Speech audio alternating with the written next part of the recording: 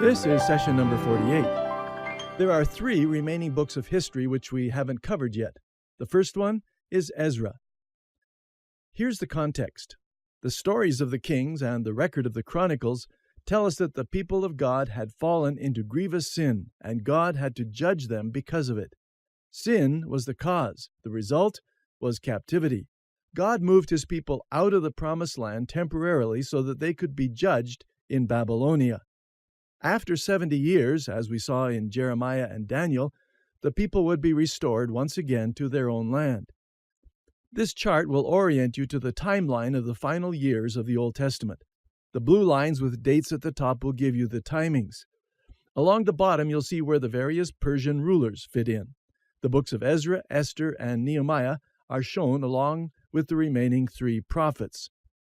Ezra is a key figure in this restoration process. On the chart, you will see that there are 3 sets of returns, just as there had been 3 sets of captivities. Zerubbabel leads the first returnees, Ezra leads the second, and Nehemiah leads the third. Ezra himself was a priest and a scribe who ministered to the captives in Babylonia. Then in 458 BC, he leads a second group of people back to the land of Canaan and the city of Jerusalem. As these 3 groups return to the land over a period of a few years, we clearly see that God is doing something very significant in restoring his people back to their home. A relocation is involved as the returnees pull up roots in Babylonia, now Persia, and set up life again in Canaan. Secondly, as they do so, and Ezra especially shows us this reality, there will be a revival of true worship of Jehovah God. And the people who take up the role of leadership in the nation from this time onward are not kings. The people of Israel never have a king again, at least not one of their own choice. King Herod in the New Testament was a puppet of the Roman Empire, not an Israelite king. They have learned at least this one lesson. The idea of having kings was not such a good idea after all, as Samuel had warned them hundreds of years earlier. So who will take the leadership role in the nation? It will be the priests, who now come into a different role. Oh yes, they are still religious leaders who lead the people in worship, but they also have a political role. And that political role develops in the next few hundred years through the period between the Old Testament and the New Testament. When you get to the book of Matthew, priests in the 1st century AD obviously have very strong political power within the nation. This power is rooted back in the time of Ezra. A third reason for the return to the land was to renew the messianic promises. After all, the Messiah was prophesied by Micah to be born in Bethlehem, not in Babylon. He was to be crucified on Calvary, not in Chaldea. So the whole nation had to get out of captivity and back to the land again where God's promises have always focused. The message and purpose. The message in the book of Ezra centers especially on the Scriptures, renewing and reviving people's interest in the Word of God. That was the burning passion of Ezra's heart.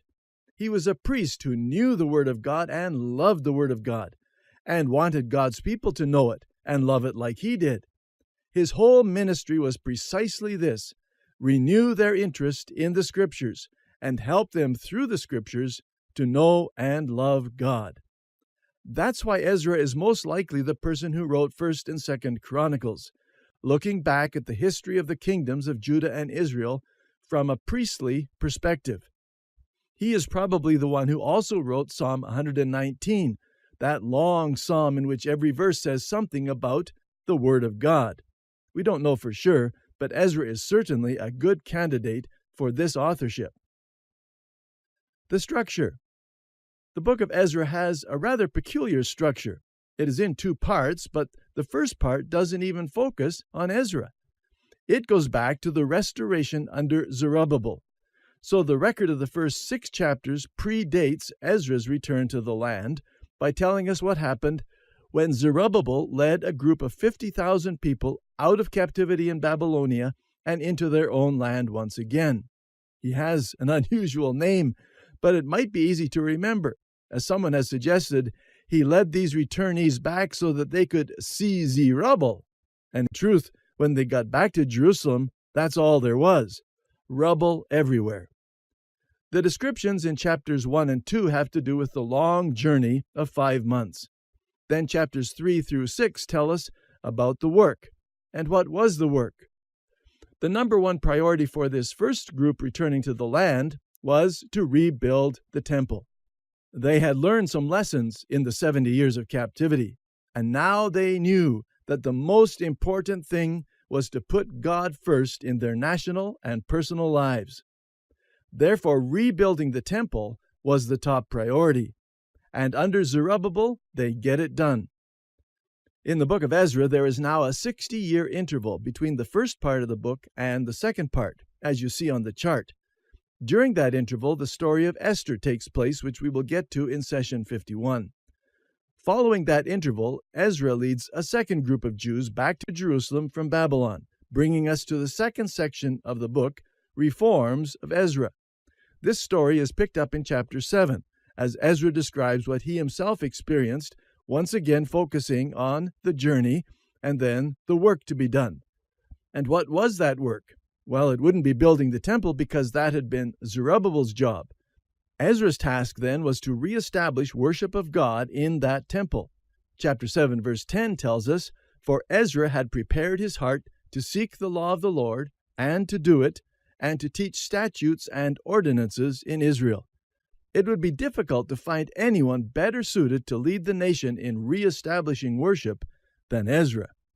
His reforms also deal with some problems, particularly intermarriage of many Jewish men with pagan wives.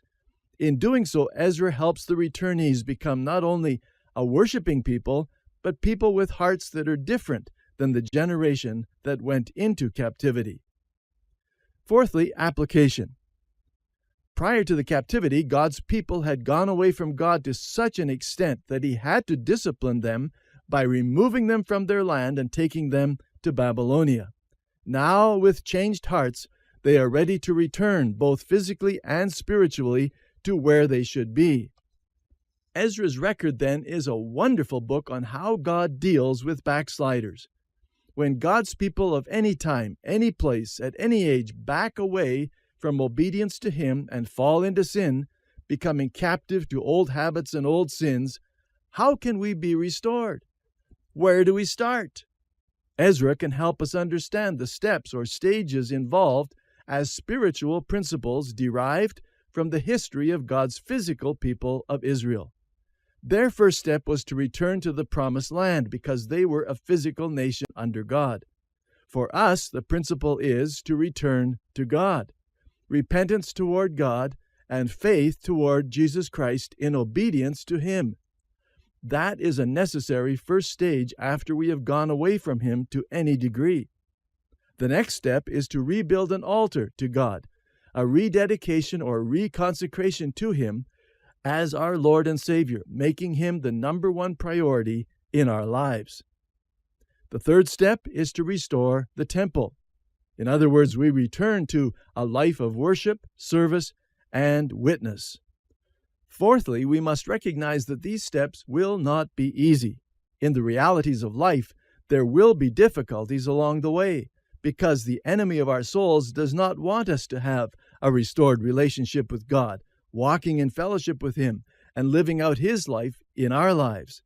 The evil one will attack us just as he did in the days of Ezra and Nehemiah. So we need to be prepared to face problems and be aware that there will be disappointments. The story of Ezra is clear about this too. Fifthly, recall God's word. God does something to encourage his people. He did this with Ezra's group by raising up two prophets, Haggai and Zechariah, who bring God's word in fresh ways to God's people at a time when they needed it most. We will come to them in the next two sessions. In our own spiritual journey back, we cannot overemphasize the importance of God's word in our lives. Step number 6. The work is completed, the temple is rebuilt, worship is reestablished, and faith conquers once again. And that can happen in our lives too when we want to get back into fellowship with God, by moving from a place of disobedience back into a place of obedience. The book of Ezra shows us that this is something on God's own heart. We see a memorable picture of this in Jeremiah's book, chapter 18. God sent Jeremiah down to a potter's workshop where he watched the potter work with some clay on the wheel. As the potter tried to fashion a vessel out of that clay, his fingers encountered a resisting lump in the clay, and the whole partly formed vessel shattered. Jeremiah watched as the potter stopped the wheel, picked up all the pieces of scattered clay, and began to reform the lump of clay into another vessel. And by means of this illustration, God told Jeremiah that he would work with his resistant people again, just like this potter. He is the God of the second chance. It's the same message conveyed by Ezra. You and I have those resistant times in our lives with God too, when He wants to work with us like a potter and we resist Him. In that resistance, we shatter the purpose God has for us. But He clearly shows us that this is not the end of His work in us. He doesn't give up on us any more than He gave up on the people of Israel. Ezra's whole story shows us that God loves His people and will continue to work with His people. And He will reshape us again on that wheel to make a vessel which He can use if we will just come back to Him. Use these steps outlined in the book of Ezra and get rid of that spiritual resistance to the potter. He wants to make something wonderful out of our lives. As I mentioned earlier, our next session will deal with the encouraging message of Haggai.